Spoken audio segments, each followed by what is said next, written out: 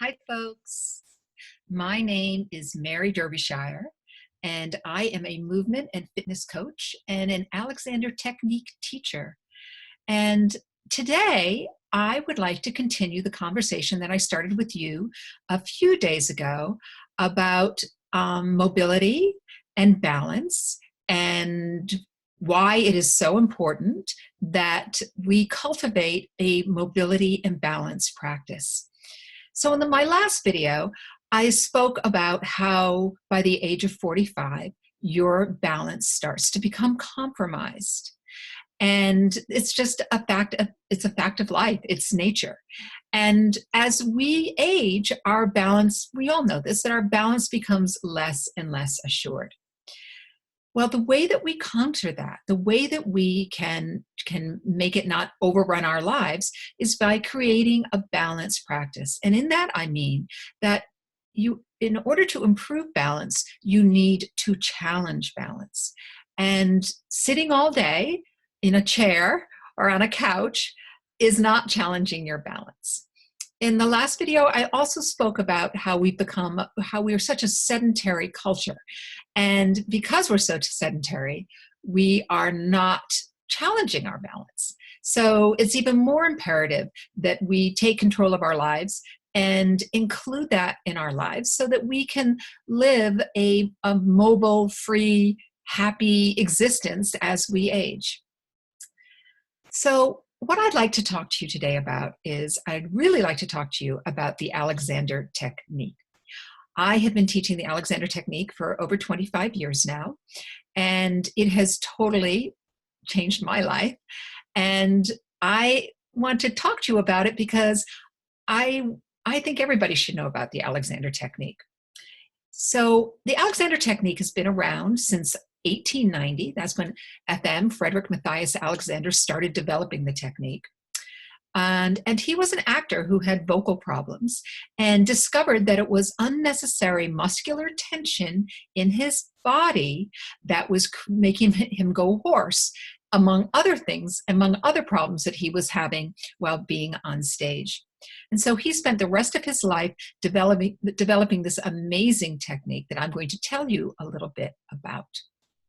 So the Alexander Technique is a mindfulness practice that teaches you how to move better. So most people, I'm sure you've gone to the doctor and the doctor has told you to move more. Most people are concerned about moving more, but we haven't really stopped and thought, well, what does it mean to move better? If you don't move well,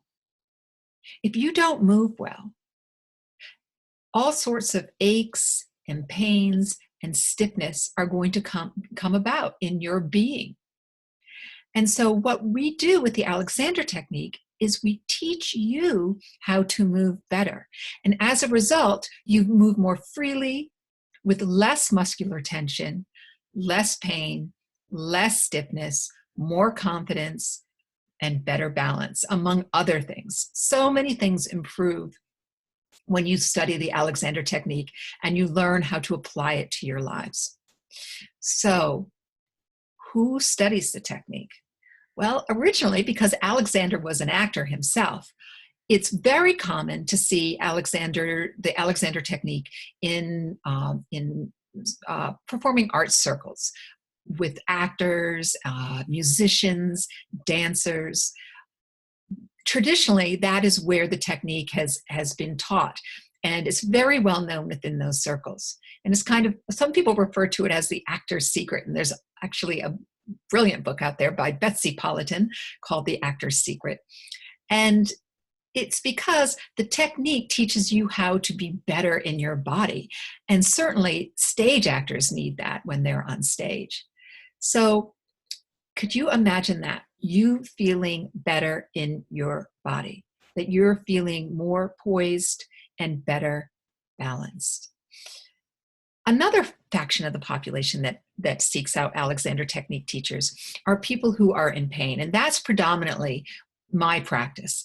People who come to me with neck pain and back pain and knee pain, jaw pain, carpal tunnel, fibromyalgia. I see all sorts of people like that. And one big reason why it helps people in pain is that A, they're not moving well. They're not moving the way the body is designed to move. They may slouch or slump, or they may hold a tremendous amount of tension in their jaw or even in their feet. Everybody is different. So they come to an Alexander teacher to figure out how they are habitually interfering with the way that they move. So I think you'd all agree that we all have habits. We develop habits over our lifetime. We don't move like we did when we were really small children. Think about a small child moving between, say, the ages of 1 and 5. Right? They think about them. They run, they jump, they skip, they hop, they play all day, they take a nap. They never complain about a bad neck or a bad back, right? They are moving effortlessly. They are moving in the way in which nature designed them to move. But over time, for various reasons, one, that we sit on really, really bad furniture. That's one of my harangues. And we sit poorly all day long, or we don't move enough. And so we start to slouch, or we start to do other things. We carry a lot of tension in our neck and a lot of tension in our jaw, and that distorts the way the whole head, neck, spine relationship exists. And as a result, your body starts to overcompensate in order to move through space. And most often, that overcompensation is excessive muscular tension.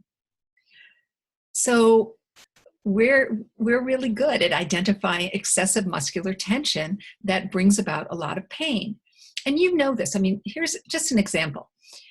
If you were, for instance, if you were to carry a grocery bag or a gallon of milk, say, you're going to carry a gallon of milk for 10 blocks in the city, and you cannot switch arms. You can only carry it in one arm.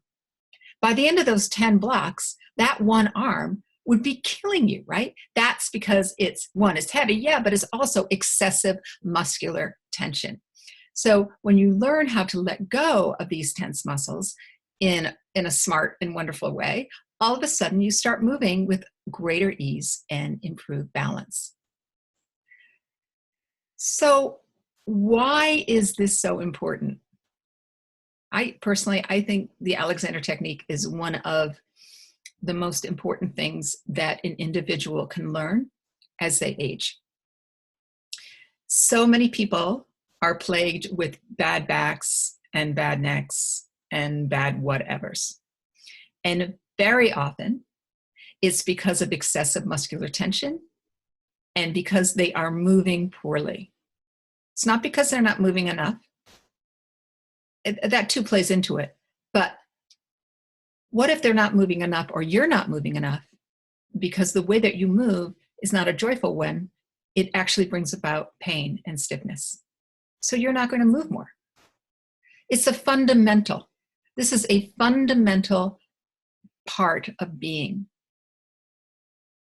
Trust me, if you're not there already, because this is the population I work with, it is really upsetting and challenging when you start to lose your mobility and balance.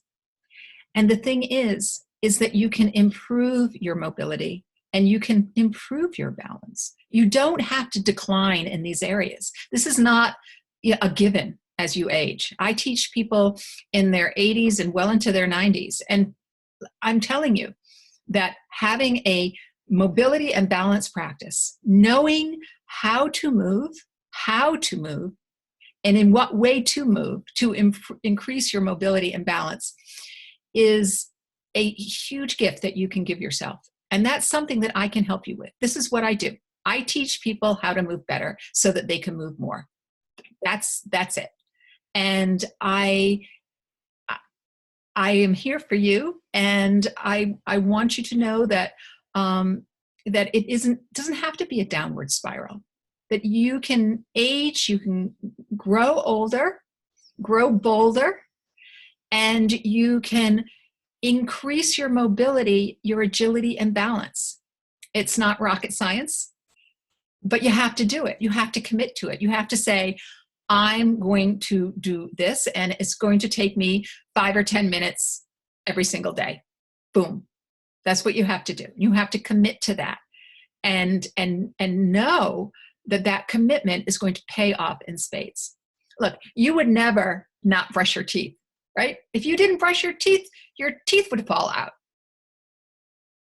If you don't move, and if you don't move well, you're not going to be able to move. Not in the way that you want to move. Imagine going into your senior years with improved posture, improved balance, improved poise, to be that person that walks in the room and everyone says, wow, you've changed. I think a lot of my students, and I know a bunch of them will be watching this, they're going to say, that's me. I went to that reunion and everyone thought, I look 10 years younger. And we're not doing it just for that, but it's a nice thing, right? So I'm going to be making another video, and in that video, I'm going to have a nice little offer of this program that I put together. I'm not going to talk about it now, but I want you to think about how would your life be if your balance improved? How would your life be if you were more mobile? How would your life be if you could get out of pain and knew ways to get away from a stiff body? What would that look like? I want you to make a list. What if I don't do it? And what if I do it? And here's the thing. I'm not going to ever ask you to do 100 sit-ups. I'm not going to ask you to do a minute of planks. That's not what this is about. Okay? All right. Write me some comments. Ask me some questions. This is what I do. I teach people how to move.